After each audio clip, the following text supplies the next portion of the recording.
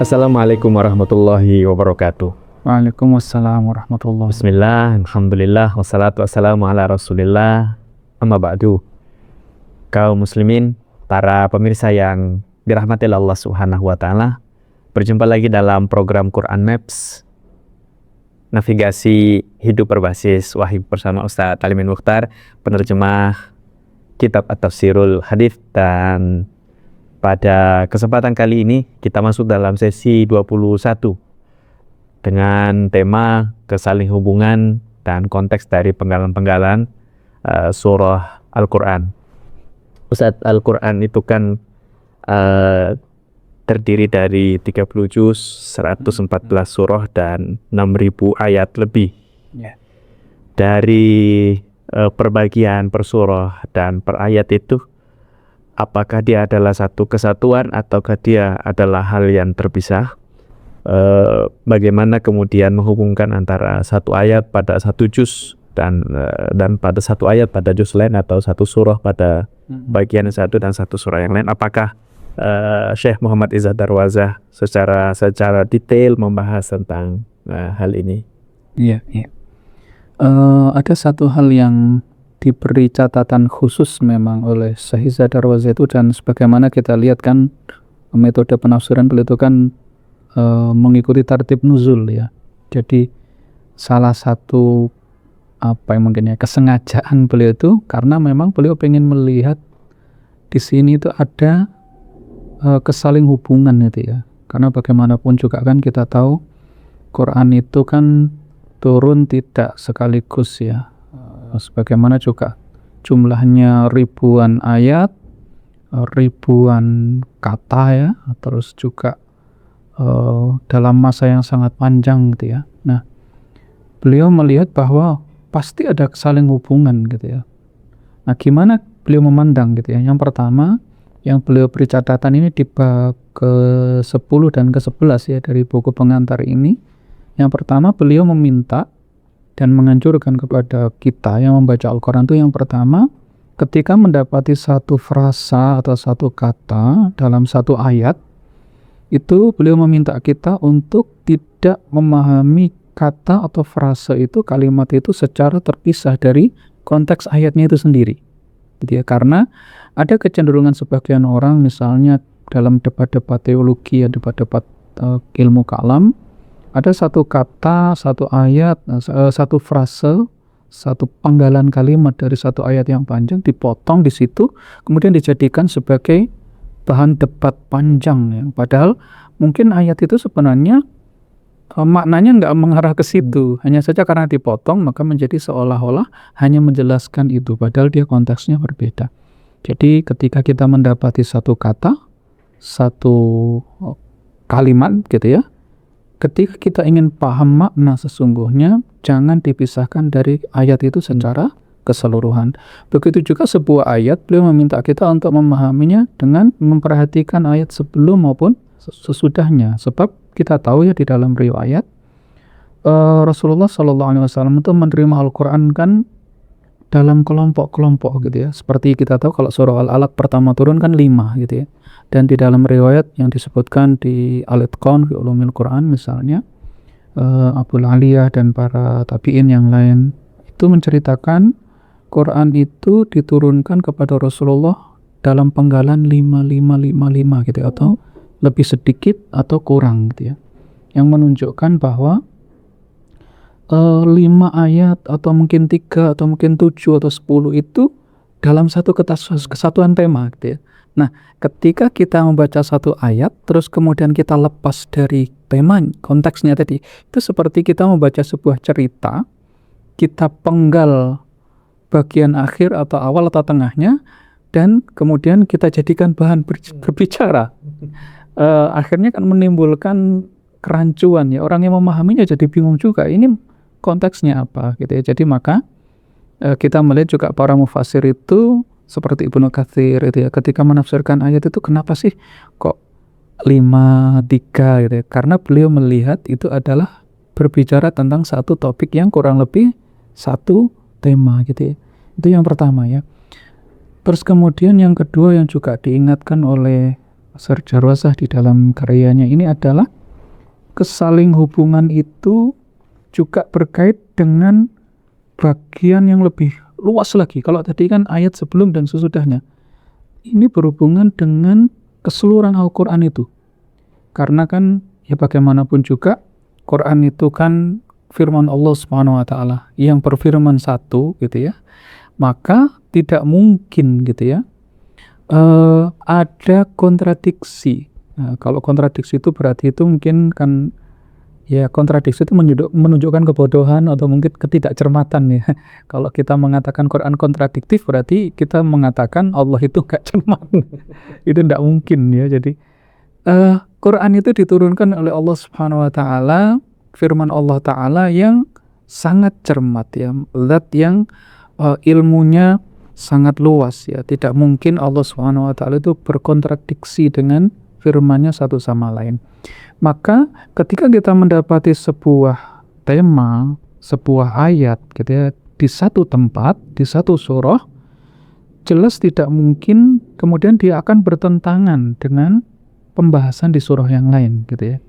Jadi kalau misalnya ada tema tentang tawakal di sini, nggak mungkinlah dia akan dijelaskan dengan cara yang berbeda di tempat yang lain atau bertentangan dengan ayat tentang usaha gitu ya, di tempat lain. Ayat tentang sabar itu nggak mungkin juga akan saling bertentangan di surah yang ini akan bertentangan dengan surah yang lain, nggak mungkin gitu ya.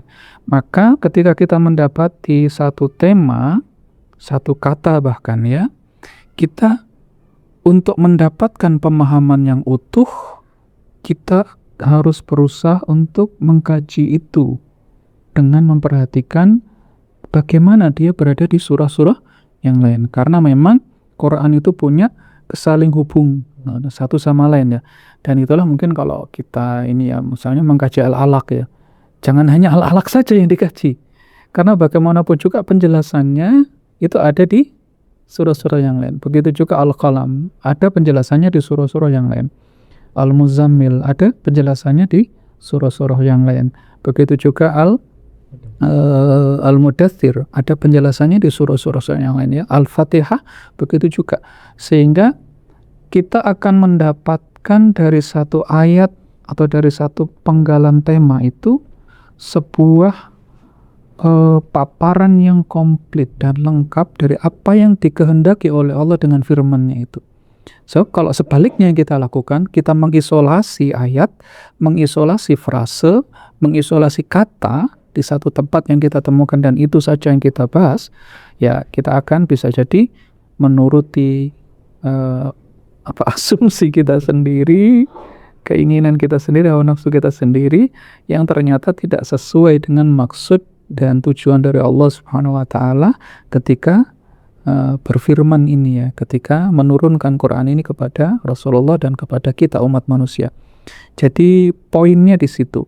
Itulah makanya kemudian Syekh Darwazah ini kalau nanti kita sudah lihat di tafsirnya ya, beliau ini ketika menafsirkan satu topik gitu ya, beliau sangat banyak mengutip ayat-ayat dari surah-surah yang lainnya, sehingga saya sendiri ketika menerjemahkan ini mendapati itu ada apa ya, wawasan yang sangat luar biasa karena tadi itu ya, karena beliau kan ini ya menjadi metodologi beliau adalah Al-Quran itu menafsirkan satu sama lain ya. Kalau di ini namanya karena tafsir maudhu'i ya, tafsir tematik itu.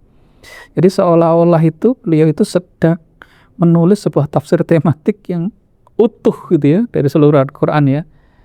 Kalau kita lihat tafsir tematik kan biasanya misalnya tafsir tematik tentang sabar gitu saja, sabar dicarikan dari segala macam gitu ya. Nah beliau ini kan menulis sebuah tafsir 30 juz lengkap, tapi ada penekanan pada ini ya, bahwa ada satu tempat misalnya yang saya lihat misalnya ketika Syekh Darwazah itu membahas kemunculan pertama kali kata atau istilah Allah gitu ya di dalam Al-Quran itu kan pertama kali muncul sampai disebut ya, ini pertama kali muncul dalam surat keberapa dari tartib nuzul itu, dan kemudian bagaimana itu diberikan penjelasan ya, Allah itu siapa gitu kan, karena bangsa Arab waktu itu juga tahu ya, Allah mereka kan bahkan ada yang menamai anaknya dengan Abdullah ya, seperti ayahanda Rasulullah itu kan namanya Abdullah ya, tapi Allah dalam gambaran bangsa Arab itu sudah sangat berbeda dengan Allah yang dimaksudkan oleh syariat Islam itu, oleh tauhid itu, karena mereka punya gambaran sendiri tentang itu.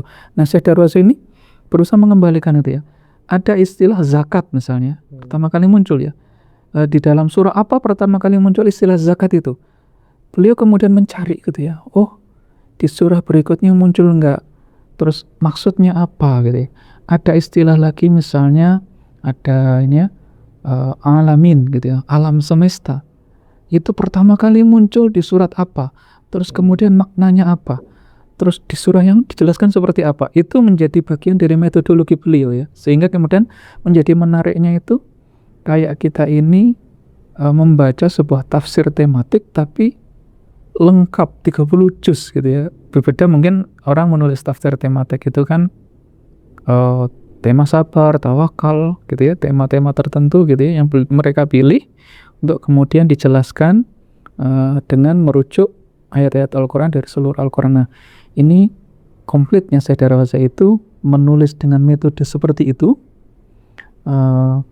dengan melihat kapan istilah itu pertama kali muncul dalam Al-Quran.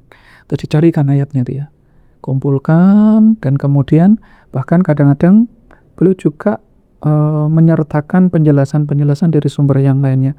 Kalau hadis jelas beliau sangat banyak mengutip hadis. Beliau juga kalau ada tema yang berkaitan dengan ini ya, apa namanya, Yahudi dan Nasara itu, nanti di surah di bagian terakhir kayaknya nih di juz, kalau di jilid ini ya, ini di juz 7 yang ini kan surah Al-A'raf ya. Surah Al-A'raf ini Masya Allah ini beliau mengutip dan mengkaji itu bahkan dari perjanjian lama, perjanjian baru gitu dikaji ya. Beliau melakukan kayak komparasi gitu ya dengan yang lain-lain. Luar biasanya di situ. Masya Allah. Iya. Yeah. Masya Allah, ini luar biasa pembahasan Syekh Muhammad Izzad Darwaza bahwa memahami Al-Quran itu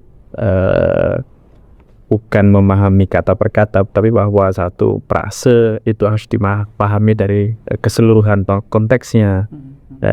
Satu surah itu juga perlu dilihat dari bagian yang lain. Tentu secara detail nanti akan kita temukan pada pembahasan Lebih berikutnya.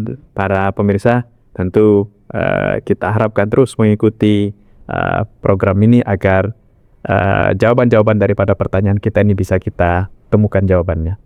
Baik, demikian sesi kali ini. Wallahul a'lam bishawab. Assalamualaikum warahmatullahi wabarakatuh.